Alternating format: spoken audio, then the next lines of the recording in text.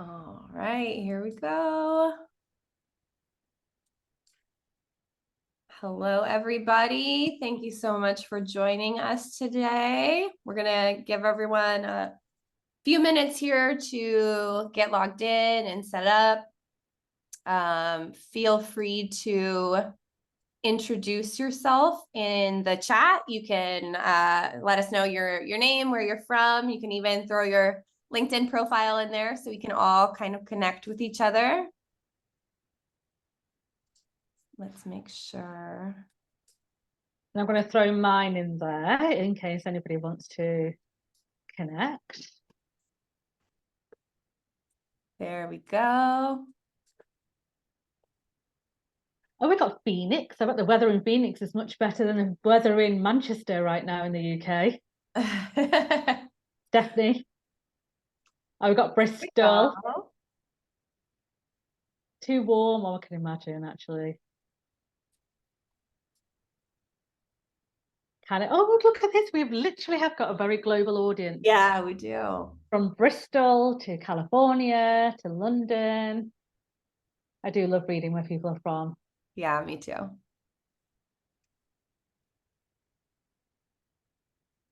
Blocks away from the crumbling House of Representatives. Love that. Oh, Miami. Oh, do you know what? I've never been to Miami.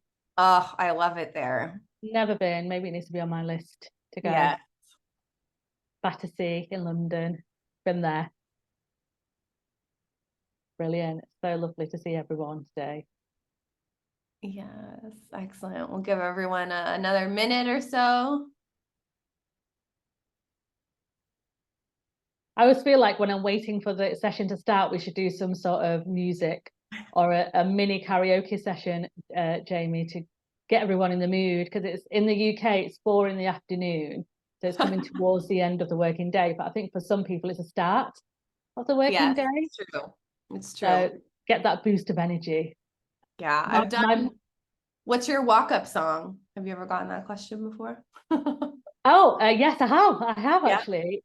Queen is always a good shout for me. Anything by Queen. I love that kind of, or Bon Jovi, which I'm giving away my age here a little bit and what kind of person. I would like to say Spice Girls, because it brings out the 90s teenager in me, but I like that kind of boom of the Queen songs that come on. So I like a bit of Queen, definitely. Oh, amazing. What's your walk-on song? I think the one I always use is a Janelle Monáe song. It's called Tightrope. Ah, It's a fun one. I like that one. Real dancey. Nice, yeah, that's a good one. We should maybe we should start with that question next time. What's your walk-on song? Yeah. Yes. I'll listen to, we'll make a playlist of everybody's walk-up songs. Definitely. Oh, that would be a great idea. Excellent. Well, we'll go ahead and jump into everything. My name is Jamie Bell. I'm the VP of Marketing at Workshop, and I am so happy to be joined today by the always lovely Advita Patel. Advita is the director of CommsRebel. There's a long list, so stay with me for a second. The director of CommsRebel, an employee experience and communications consultancy. Also, you put on wonderful events as well. Now recently announced the president-elect for CIPR, which is super exciting. That's within the last couple of weeks here. Yeah, last week. That one to the list. I know. You're also an award-winning podcast host and the co-author of Building a Culture of Inclusivity, Effective Internal Communication for Diversity, Equity, and Inclusion, which brings us to today. I've read the book. It's amazing. One of the most practical and encouraging things I've ever read when it comes to this topic specifically. It made it all feel very approachable. It made me feel like I can do it and I'm not walking into something that's a big, scary topic. It felt so approachable. If you don't have the book, I highly suggest that you grab a copy. And actually, I'll just grab a copy for you. I'll grab 10. So I'll pick 10 of our attendees today and go ahead and email you after the event to let you know that you want a copy. So if you might win a free one, but if not, we're going to make sure you get the link for that in the follow-up to this event as well. So Advita's been kind enough to answer your questions on DEI and belonging live today in this Q&A format.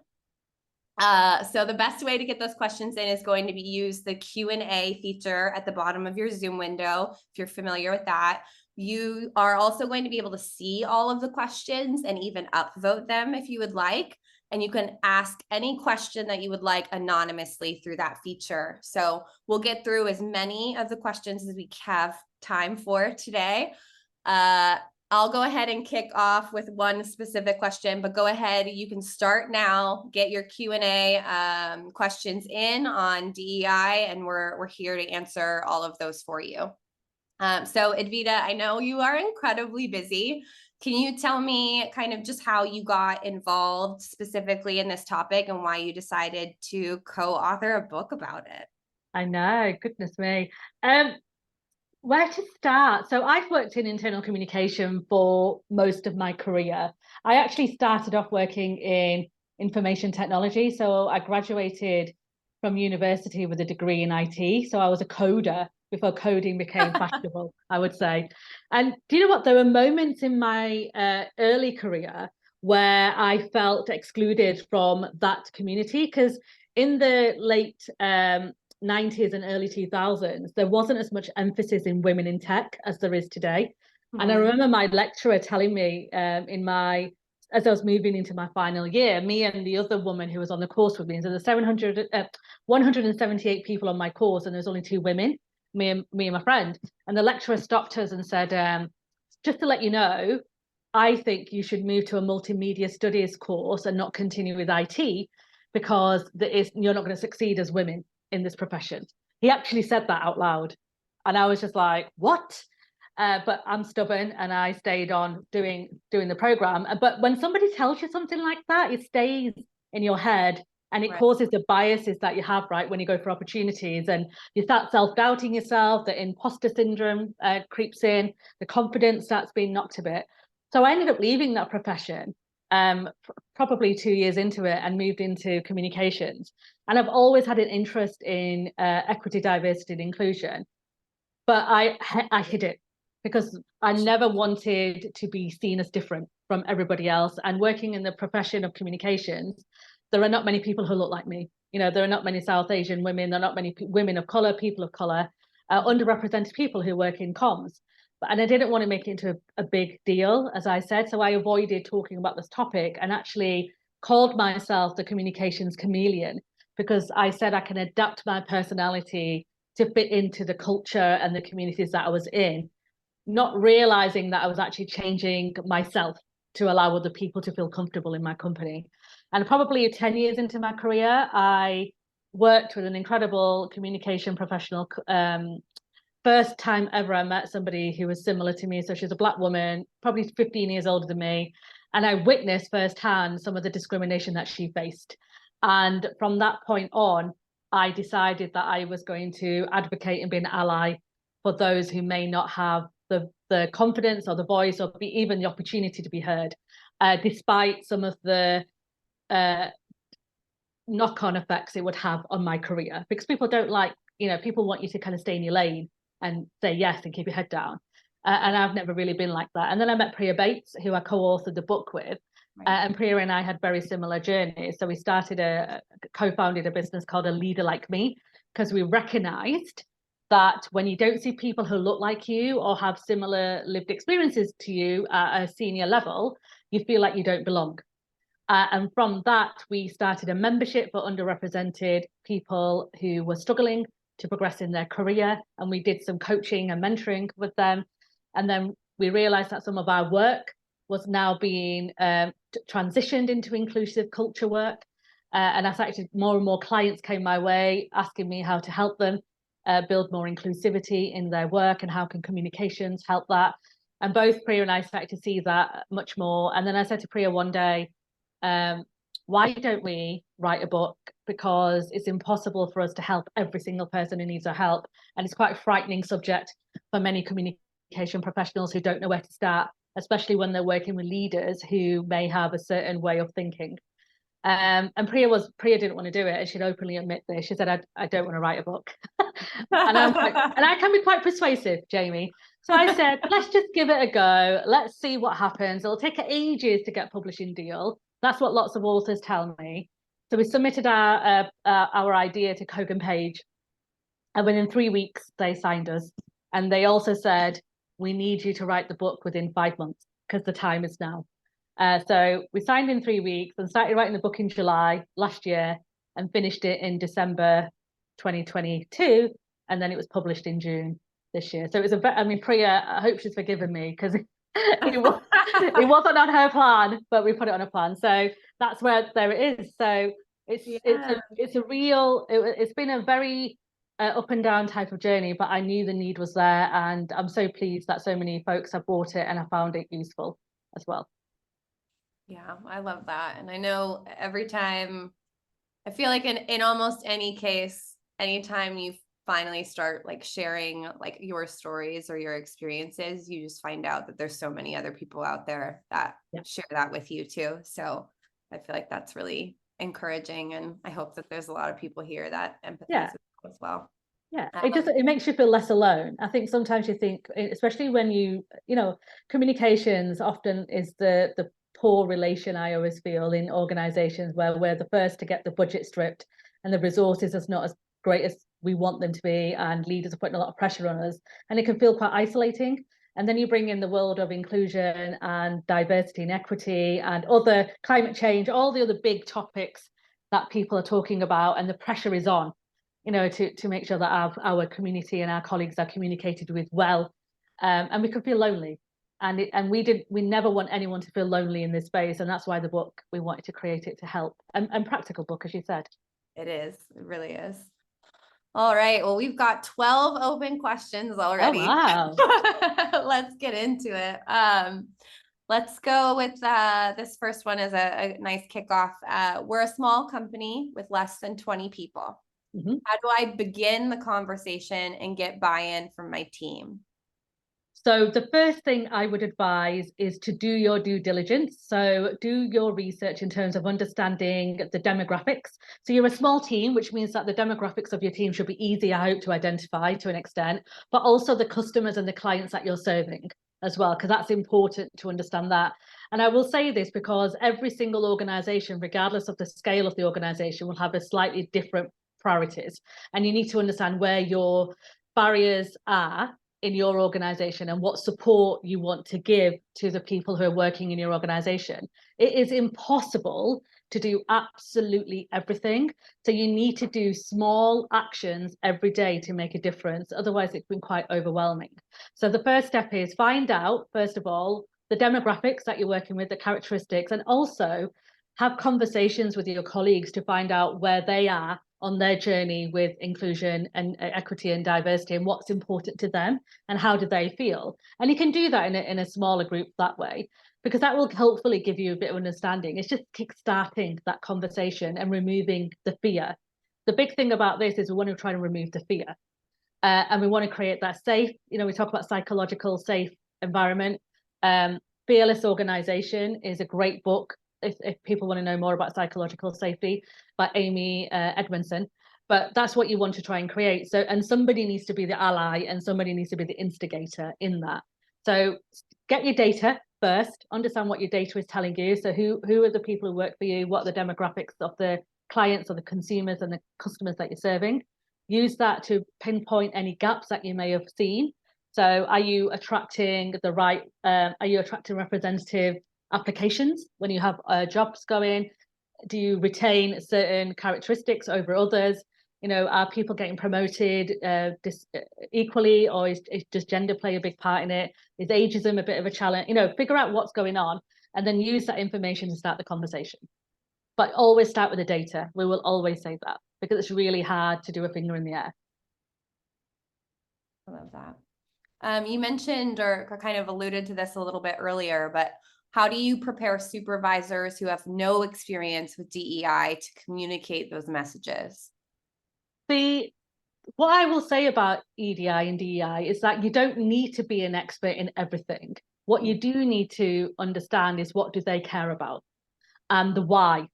And what we often tend to do in organizations is that we go into solution mode very quickly without actually discussing the why behind that solution. And the reason a lot of supervisors and leaders or whoever may step away from that is because they don't understand the purpose behind it. And you hear so much external news about wokeism and it's gone too political correct, or it's just people going over the top with this work.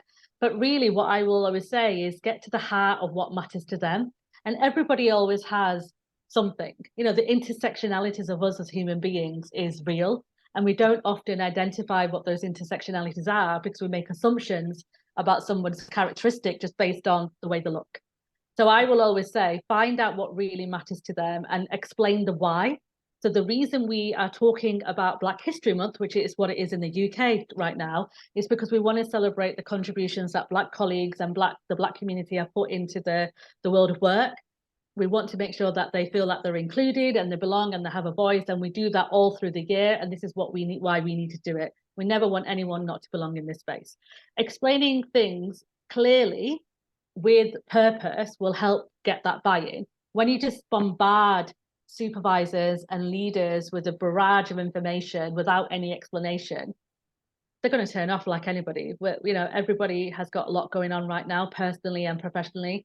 And if they don't understand what their role is in that, they won't pay attention. And in my experience in the work, and I work in this space every day, 95, 96% of individuals are not malicious. And they really do want people to feel that they belong, and they hate the fact that anyone would think that they're excluded. So just tap into what matters to them and do some mini focus groups or do some one-to-ones and pick people off, right? So you don't have to do everybody together because I know time is an issue. So pick off departments and use them as your sponsors to champion their peers. Yeah.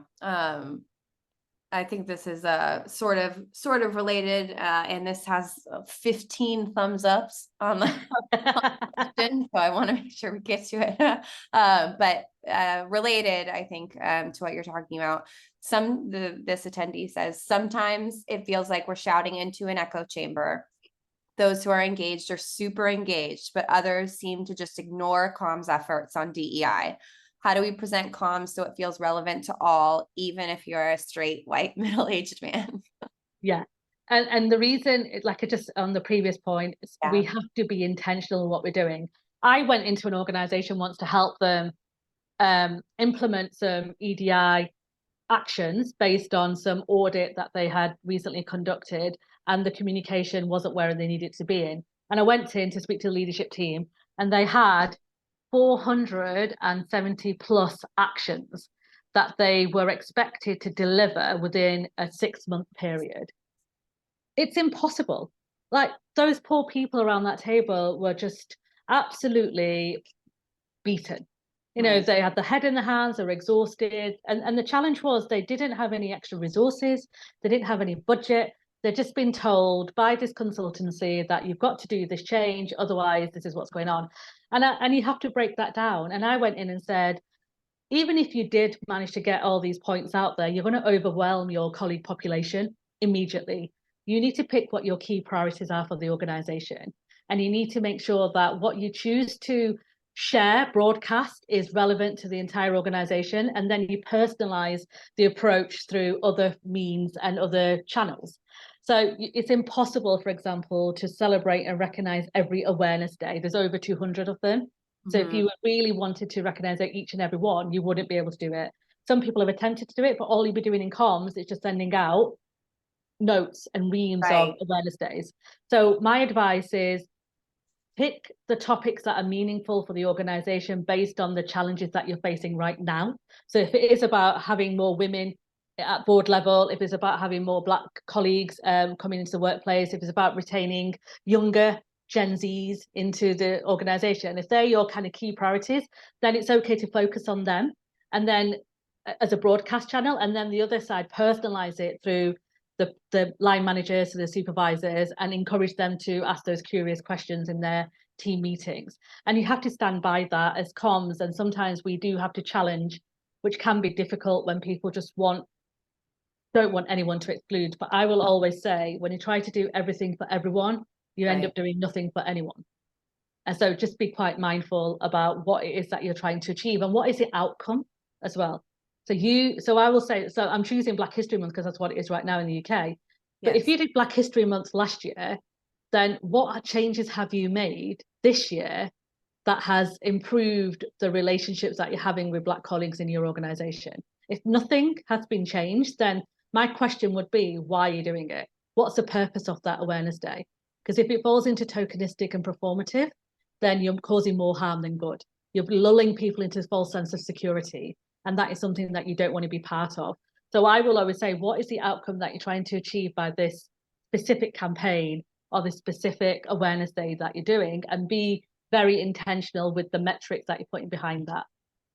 Mm-hmm. The awareness days are like cultural holidays, heritage months, all of that, that definitely came up here. And figuring out how you decide which ones to acknowledge and celebrate in your organization. And I think you cover this in the book as well. But I'm sure, like for me, the feeling sometimes can be like, okay, well, if I don't say anything on these other days, then like, am I saying something like that group or that cultural holiday isn't as important as this other one? Like, how are you looking at like the population of of your organization to kind of like determine those, or how So are you you look at the so it's hard if you don't collect this data. It's very difficult to make on what to do, but you have to be, you then look. So I will say to people, then look at the data in the area that your organization is based in. So who are you serving? And then look at the, if your demographic of the organization, if you're not global, this is a bit easier because it's regional. You can look at the demographic of that data and then pick the 4 or 5 top celebrations in religions that people may celebrate, for example. Otherwise, use the data in your organization and ask the question of your colleague population as well about what is it, what's important to them. And it's not about ignoring other awareness days or cultural celebrations. It's about making sure that people have an opportunity to share if they wish to. So we're in this world of getting colleagues to curate their own stories, to share their experiences. It's not just about, oh, here's a happy Diwali, which is I'm Hindu and we celebrate Diwali. It's important to me that people understand the meaning behind it. So I would encourage colleagues to share the story of Diwali and what does it mean for me and how does it help. The other thing that a lot of organizations are doing is, rather than dictating that Christmas is your day off, Christmas Day is a day off, they're actually saying you get a day off for religious holidays, regardless of whether you can choose how to choose those 3 days you may have over the traditional Christmas period to use it for your own religious holidays. And we're not telling you whether you take Christmas Day off or not. You choose how you want to take those days off and you celebrate what's important to you, which is quite powerful. So, that you don't always need to shout about every religion, but it's the actions behind that thought that makes a big difference to drive inclusion. So that's what I would ask you to, and it's not communications who are solely responsible for that at all, but you can drive that conversation and you can influence and you can help HR and leaders recognize when they may need to maybe change the policy to allow other people to take the holidays as and when they need to celebrate their own religious festival. Yeah, I love that. That's great. Katie asked, how do I gain DEI experience when it's not a focus at my organization? I'm seeing it as a requirement on many job applications, but feel like I'm lacking as a candidate because I'm not able to get practical experience at my job. So 3 things you can do. First thing is connect with some practitioners and professionals in this space. So use your LinkedIn profile to connect with people and ask curious questions and see what they're talking and all that. And that, I think people will really appreciate that as well, that kind of connection that you make with them. The second advice I'd give you is learn some of the stuff that's happening out there. There's lots of great books out there that are teaching specifically around how communication professionals can get involved in this space. There's also podcasts. We do a podcast, Priya and I, called A Leader Like Me, where we interview people who are supporting inclusive cultures across their organization. So, there are bits of information around there, and ask the question if you're not sure. And the third thing I would advise to do is get a coach or a mentor to help you. So if there's somebody who already works in this space, then ask them the question if they would be willing to mentor and coach you. because that again can help you learn from their own experiences, especially mentoring. You know, that having somebody who's already in that workspace. It doesn't need to be a person who works in communications. It could be an EDI specialist who you could ask to be your mentor to give you the insight that you might need to help enhance your knowledge. And then once you kind of build the confidence in that space, you can start asking for potential work shadowing with HR or even another organization, ask if you can come and work shadow them for a week or two, or connect with some people. But it is difficult when your organization isn't interested in this space to gain that experience. But micro activities and micro actions every day will cause macro results. And that's what I'll always say. You don't need to kind of do massive big things, but tiny tweaks every single day will add to the ripple effects of the inclusive kind of culture build that you're looking for. And I'm sure you've probably read a lot of the stories too, but this attendee calls out that in the last year, the landscape and the desire for more DEI communication and programs in the workplace has seemed to regress, especially in the United States. Thinking of the Bud Light controversy, Target's backlash of Pride Month, etc. And says, we've seen this shift in our employee sentiment as well. So how do you continue to communicate and share DEI work amidst a less willing internal audience? So if you are getting like some kind of actual pushback or I think one of the challenges is that a lot of this work has been politicized, and a lot of politicians are using this and weaponizing it for their own agenda. And sadly, there's lots of misinformation, disinformation taking place. My advice is to turn into education and educate your colleague population about the actual things that are going on, and debunking some of the myths that are out there is always a good place to start. And there is fear in a lot of leaders to speak up about some of these subjects because of the backlash. But again, make it relevant to your industry and to your organization about the reason why you're doing the work in this space, and start asking curious questions and using stories. You know, right. we're storytellers. You know, that's our biggest strength, I would say, as communication professionals. We tell good stories, we encourage other people to tell stories, and that human connection that you build through storytelling is really powerful.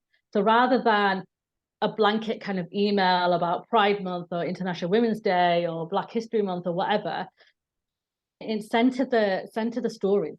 You know, talk about the power of connection and the power of connectivity and the changes and the differences that person has had. Share the lived experiences of those individuals and build that connection, because people fear the unknown and they make assumptions, because we're rife with bias, right? Bias, everyone has it, you know, and it's difficult. It's impossible. If anyone says I don't have bias, they're lying.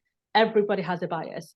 What we need to try and do is debunk some of the misinformation, disinformation that they may have gained from external sources internally by sharing the stories of people who are maybe going through some of the challenges that are currently being spoken about externally, and helping them share their story in a safe space.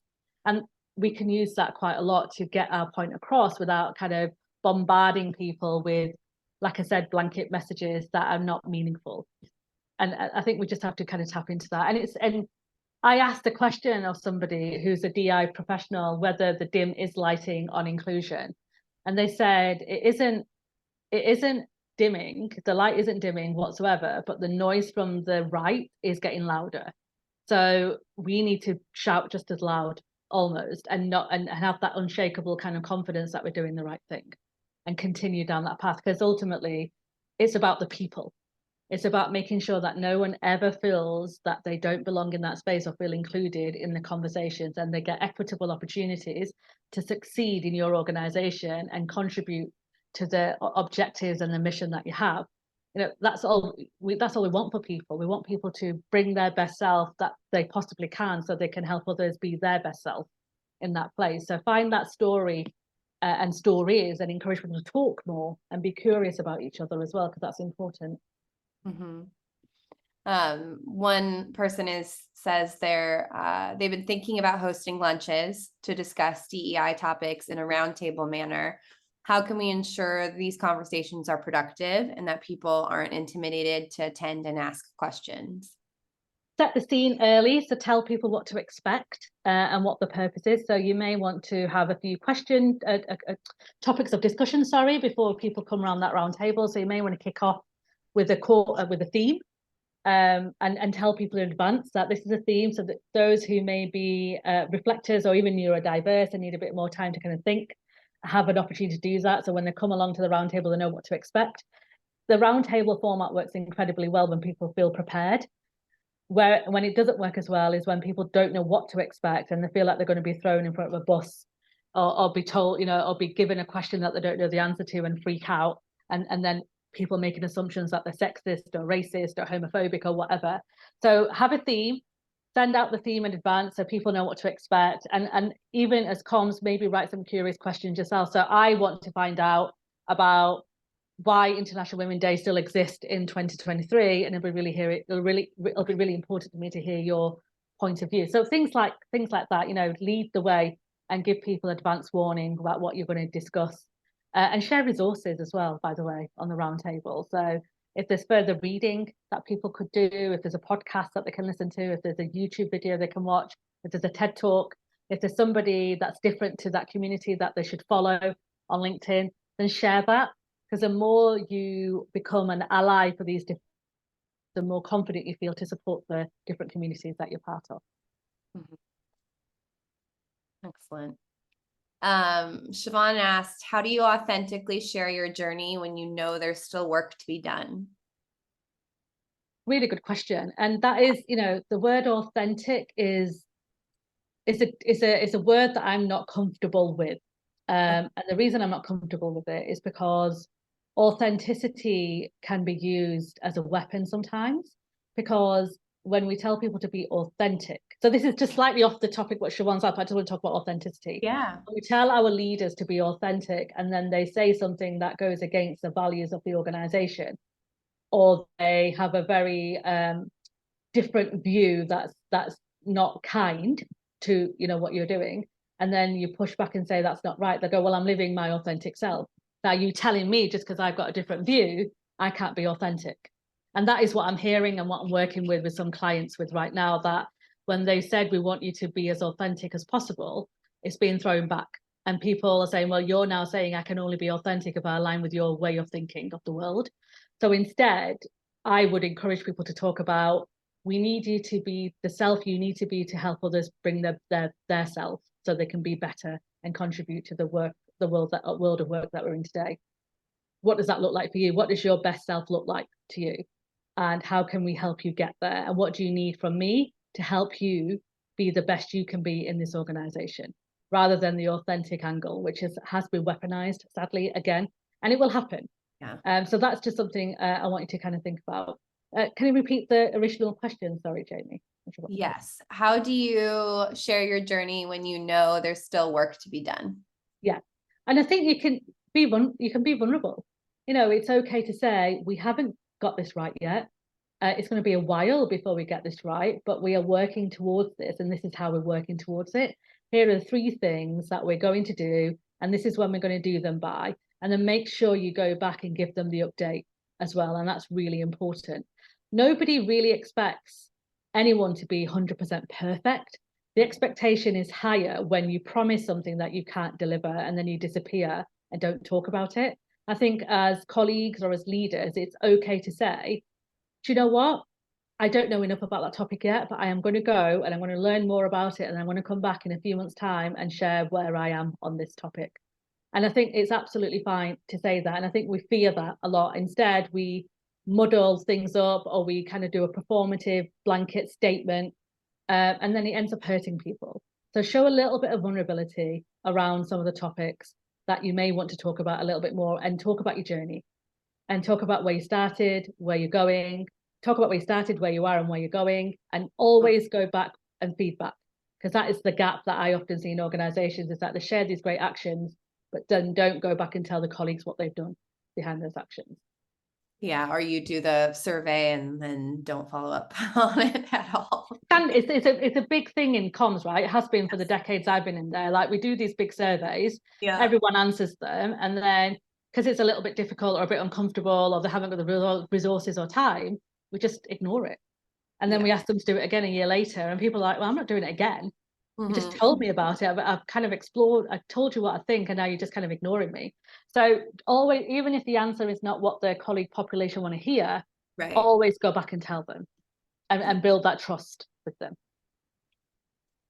Martha says, thanks for your time today, Advita. How do you demonstrate diversity in an environment where difference isn't always visible? I liked that one. Through stories. Through stories, Martha. You know, cognitive diversity is a big thing for me, and I think it's really important to remember that even though you may have diversity in terms of race, gender, age, if they've all been to the same university and they've all been to the same private school and boarding school, it doesn't mean they're going to have different type of thinking, and we fall into that trap quite a lot.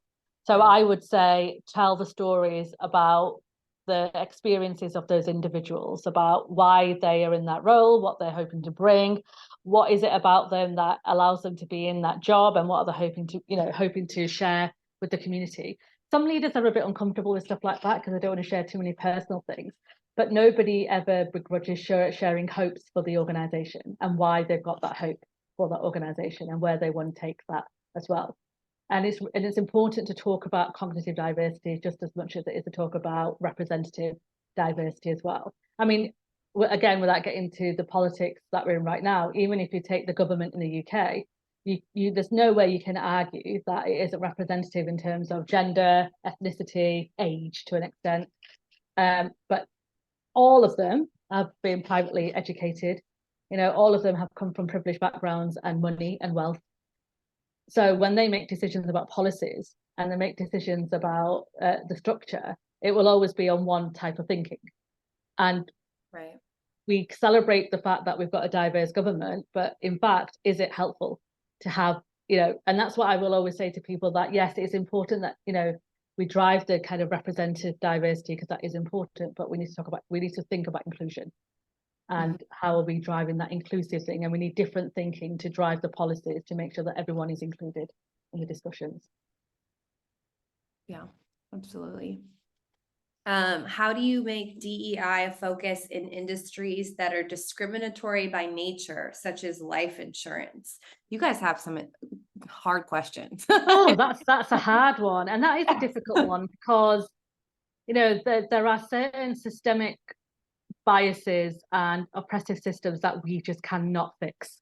Right. And we will drive ourselves into a very low place if we try to focus so much energy into something that we can't control as communication professionals.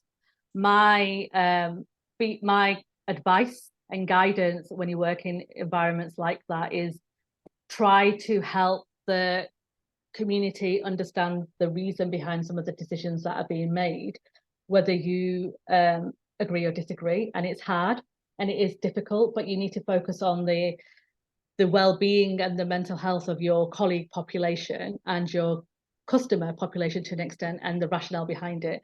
People know that insurance is biased and there's lots of discrimination between that. There needs to be a lot more work that needs to be done at a level that's beyond all of us right now.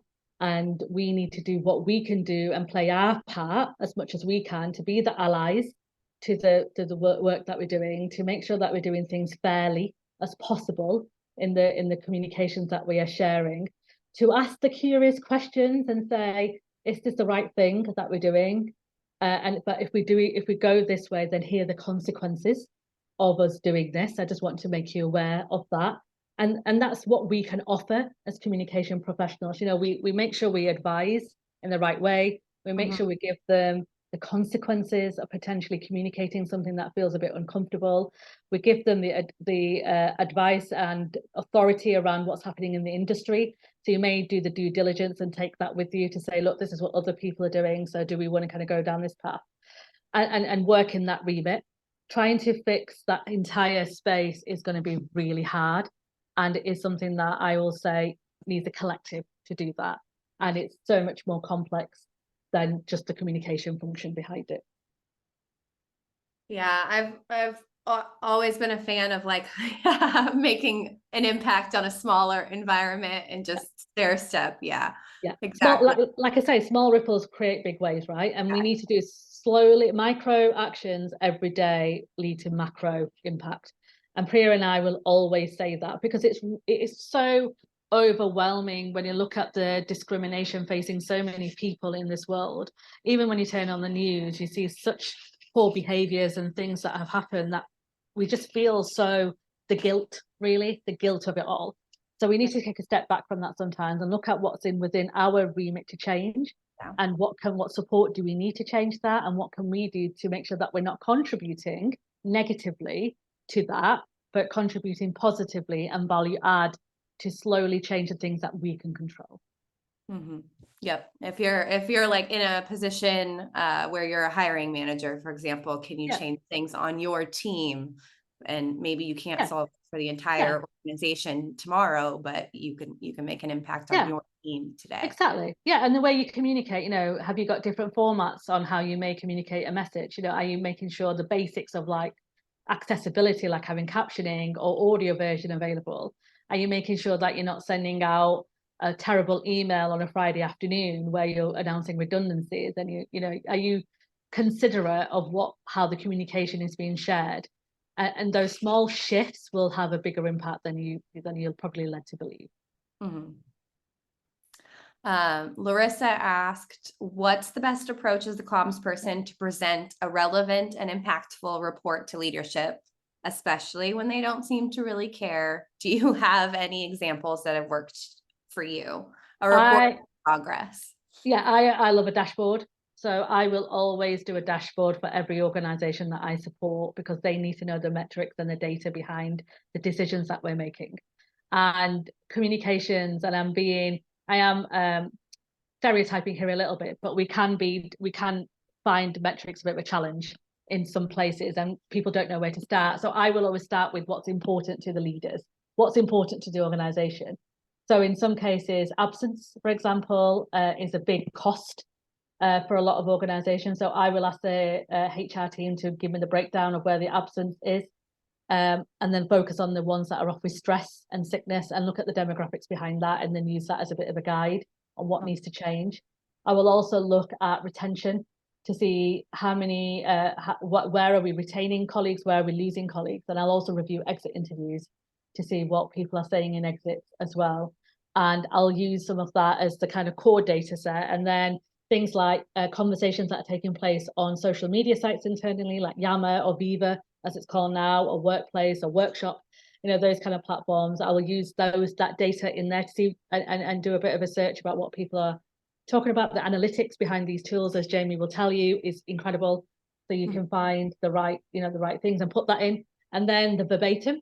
So one of the big things I like to do every month is have conversations with a few colleagues and capture the verbatim anonymously, but just to see how they're feeling, what's going on. I'll put that in as a bit of a verbatim and then a look ahead. So it's just a one pager, and it does look like a dashboard. And I make sure that I present that every month. And if I can't present that, then it goes into the HR director's portfolio to present on my behalf. And that is whether they want it or not. To be honest, it's not really a choice I give. Right. It's there. And I that. would encourage them to look at it, and I will talk about it all the time. And we have to be consistent. And if we ask people, do they need it? They will most probably say no, because they don't see the importance of some of the work that we do. But like I said, I never really ask permission. I just do it, and it's there available, and it's something that will help you, I guarantee. And it's never really failed me in the organizations that I've supported and continue to support with the dashboards.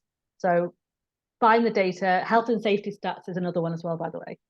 We forget about health and safety because health and safety is often, when health and safety figures are high, it often means that people are not paying attention. If they're not paying attention, it often means that they're distracted. And if they're distracted, then something is going on. And they're not feeling like they're belonging, or they're included, or they're being bullied, or whatever is happening, there'll be something going on. So health and safety stats are a good indicator of what's also going on in the organization when it comes to inclusion and diversity. I will send Jamie I'll have to anonymize some of the data, but I will send Jamie a template, Jill, for a dashboard example. Awesome. I'll include that in with the recording and everything for everybody then. Perfect. Yeah, no worries. Louise asked, or she said, your tokenism comment really resonates with me. How would you suggest talking to a leadership team through the importance of tokenism to kickstart some actual progress rather than paying lip service? So I think she's saying, how do you, move past? So, and you have to, and this is where you have to really double down on your confidence here and courage, because it can be quite intimidating walking into a space to tell somebody that what they are sharing is not real and it's performative. So take examples with you when you're going in to have that conversation. So when you talk about tokenistic gestures, then take the examples with you. So and what I'll always say to folks is tune into that kind of coaching style. So rather than saying you're tokenistic, you can't be doing this, move on. Sometimes that approach works if you built a good relationship with that leader. I'm not saying it doesn't, but if you're still building that relationship with that leader, I would encourage you to ask them the curious question about what are they hoping to see in terms of outcome from this piece of work that's taking place. So what changes and behaviors are they expected to see by this campaign or this message that they're written or the article that they're writing or something that they want you to do, and let them answer that question. And then as they answer that question, keep asking, but how does that impact the work that we're doing, and how does that help those people belong, and what does this mean for us? And it is uncomfortable. I'm not even going to sugarcoat it. It's uncomfortable, and they'll stare you out because people don't like to be challenged when they know they're wrong. So stay steady in your stance in that, and take the data and the evidence with you. And this is why that dashboard approach works really well, because you can show it through the figures and the impact it's having. But you do have to, if you've got a great relationship with that leader and you've built that relationship with them, then you can go in quite blunt and say, this is tokenistic and it's quite performative and it's not going to do our reputation any good. So we need to bring it back, and this is what we need to do. If you're still building that relationship with them, then go in curious, conversation wise, and coach them and ask them to come bring the answer to you. And then if they're still quite adamant that they don't want to make any changes, talk about the consequences, because then you can say hand on heart, I shared my advice, I showed the data, I did my due diligence, and I shared the consequences, and they still went down that road.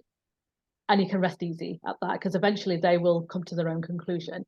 We can't force people really to make that change. And then if they continue to have that kind of toxic behavior, then the dependent on whether you want to continue your career in that organization will be on you in that sense. But 90% of the time, leaders tend to listen when you back it up with data, in my experience.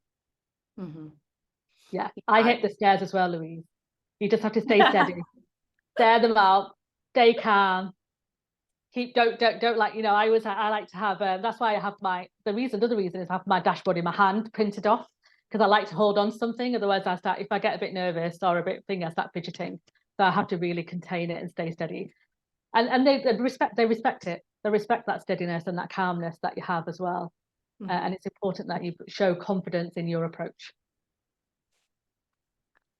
When you have separate teams that manage DEI, internal and external communications, how as a DEIB champion do you effectively engage those partners to collaborate and create a comprehensive DEI strategy together? Yeah, and you have to treat them as an extension of your team. So one-off meetings, the odd meeting here and there is not going to work. So they need to feel like they're included in your conversations, and vice versa. So my advice will be to always bring them in and explain and show them how you can help them. Make sure that their strategy is going to be implemented effectively through the communication channels, and what you need from them as well. That's important, and allow them to share with you what they need from you. And I would always have a regular meeting in my diary where you have a check-in on progress. So whether it's fortnightly, whether it's monthly, you dictate what you think is appropriate, but always have that regular check-in, because you need to build trust between each other. Because if they don't trust you to do the right thing and you don't trust them, then you're going to go off in different directions and there's going to be a tug of war. And I've seen that happen time and time again, where the EDI team believe that the comms team don't care, and the comms team say the EDI team are sending out too much stuff and people are getting, so there's a conflict. So make sure that you have regular check-ins, have milestone check-ins, track the progress of some of the work that's taking place, and keep those conversation lines open, and be open and be honest with each other as well when things are not working. As comms, we often have the umbrella view of what's happening across the organization, so we can advise our EDI person. Has Jamie gone? Oh, I think is everybody else still there? Have I gone? Am I still here? Oh, okay. I'm still here. Jamie's stopped. Oh, I'm still here. Oh, good. Everyone's still here. It won't blame me if it was just my internet. So yeah, build those connections with those teams and make sure that they are feeling heard, because it's really important that the EDI teams, who are often have so much on their shoulders, to be honest, in terms of making, and they care a lot. That's the other thing, and they're very can be quite empathetic and emotional towards some of the things that are going on, and especially if it's someone who is underrepresented, there's a lot of pressure on them. So make sure that you are their confidant, you're one of their allies, you bring them into the conversations, and you start building that trust. It's the reason why in our book, chapter 2 is all about trust, and it's all about building trust with others, because if we don't have trust with the work that we do, she's back, it means that everything that we do is meaningless. So the trust is one of the first steps that you need to take when you in any of this work. And we talk about the trust equation and what that looks like in our book, and have lots of examples of what trust looks like as well. So you can balance it out. Hello, Jamie. Hi. Sorry about that. Had a little internet trouble over I was here. like, am I still here? Have I gone? What's going on? I'm glad it kept going. So this is an ideal scenario. I thought the lovely people told me I was still here, so that was great. Good. I was getting no feedback on it, so I had a feeling it was on my end, but thank you so much. Sorry about that. Oh my goodness. Okay, we'll hop right back in. I think we've got about 5 more minutes for questions. So everyone who's in attendance, if you go through the open questions and thumbs them up, I will sort them by that, and we'll get a couple of final ones in here. But let's go with here we go. DEI training topics. What DEI training topics would you suggest? Oh, this is controversial because I'm not the biggest fan of training in DEI, because I don't think it doesn't work as effectively as others think it does. There are subjects that work okay, but putting people in a room. Is Jamie still?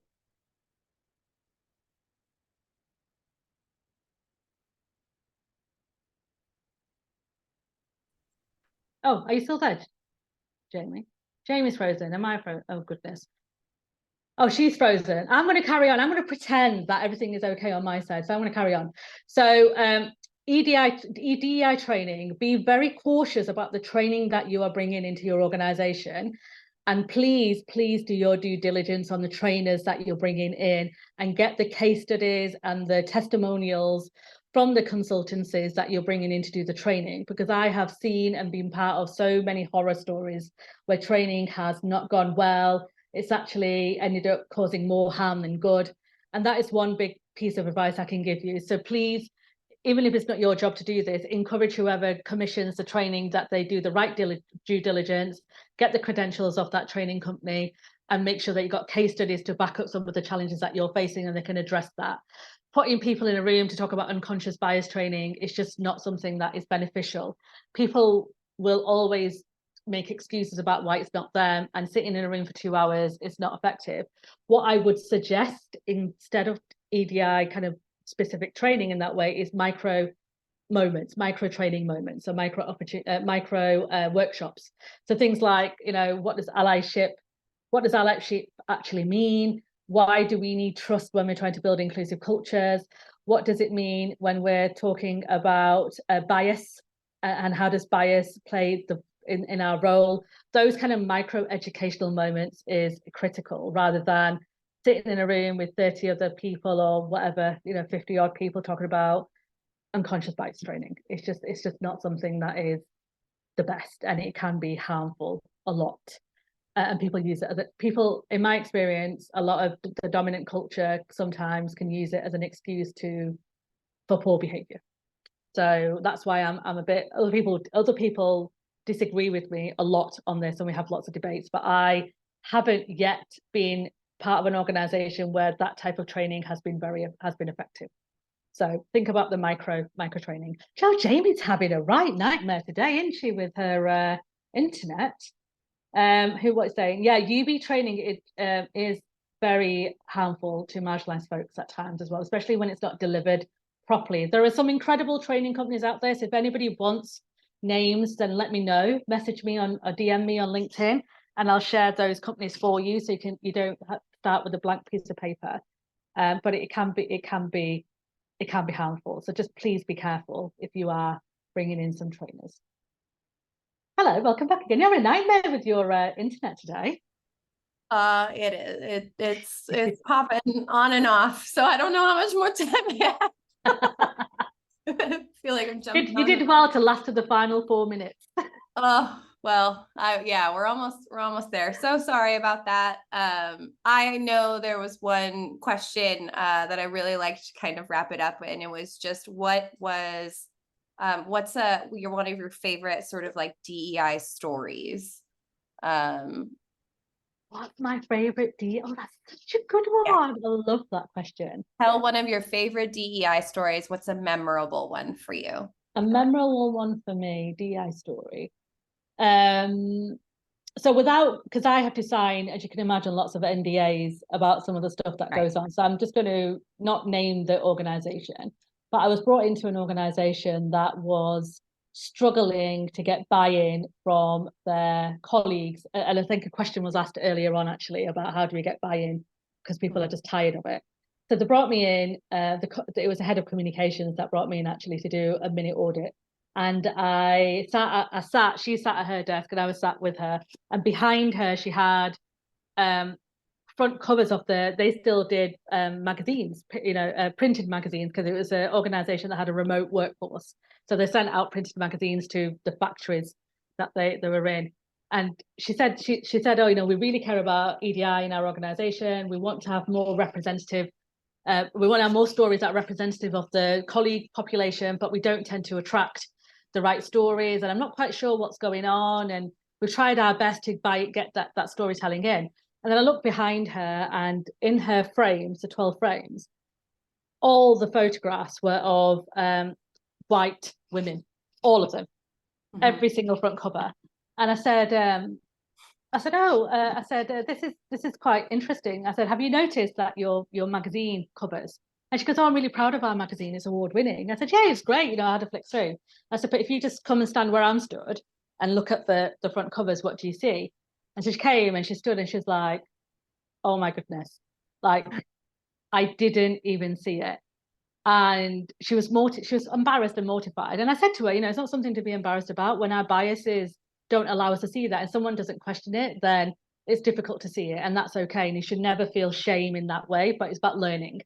And that individual, that head of communications, was such an advocate and an ally for the work that was taking place in that organization that it gave me hope. And she took the responsibility. I mean, she took that responsibility on the chin. She owned it. She wasn't frightened of speaking up. She shared that story with other people. When I called her out on the front cover, she shared it openly and admitted her failure at that and said how she's learning. And that vulnerability that she showed other leaders really helped bring the conversation around inclusion in the organization to life. So people all of a sudden felt energized and felt the enthusiasm behind it and wanted to be allies and wanted to do the support, and knew that if they got something wrong, it wasn't the end of the world, because somebody there will help them learn and fix it. And that for me is a great example of somebody who owns it, takes responsibility and practices what they preach. And that is one of my favorite stories, because just seeing that transition from nobody really cares what we have to say to all of a sudden people caring, and she was in it. And 6 months later I touched base with her and she was inundated with stories you know, and Yeah. and she sent me covers of her 3 months, you know, every month that she sent me 3 covers, and they're all different faces, and you know, the joy that is bringing. It was just incredible. I loved it, and it's one of my favorite stories of the organization, and they continue to do incredibly well as well. I love that. Excellent. Well, thank you so much for sharing all of your amazing stories and advice today. Thank you to everyone for asking such thoughtful questions. This was our first time doing a live Q&A format, so I would love to hear your feedback. And we would love to bring Advita back anytime she wants. I know she's busy. No. And you know what? I'm just going to say one note about busyness. I don't like to say the word busy. I will always say that I have a vibrant life, which I'm fulfilled in. And I make when it's important to me, I make it a priority. And for me, that's it. And this is a priority for me. Talking to you, Jamie, and talking to these incredible people who joined us today, that's a priority, because if I can give hope rather than fear to people who want to do good, that is my thing. And I'm saying to anybody on the call that if you feel that you're feeling a bit stuck, you don't know where to go, you feel a bit isolated, a bit lonely, then DM me on LinkedIn. My DMs are always open, and I will never ever ignore your thoughts or your concerns or whatever. And I'll if I can't help you directly, I will make sure this direct you to someone that can. And this is what I want us to do. Our communications community, we should be able to help each other and build the kind of, you know, the connection, that global connection, because there's so many people from all over the world here, that we should never feel alone, because there's so many of us trying to do the right thing. Sounds fair. Yes. Love that. On that note. Yes, thank you so much. Thank you, everybody. I know we had a lot of questions that didn't get answered today. I'll get those kind of sent over to you as well, but feel free to connect with Advita on LinkedIn too, as she mentioned. Please and do. We'll see you next time. See you next time. Thank you. Take care, everybody. Bye. Bye.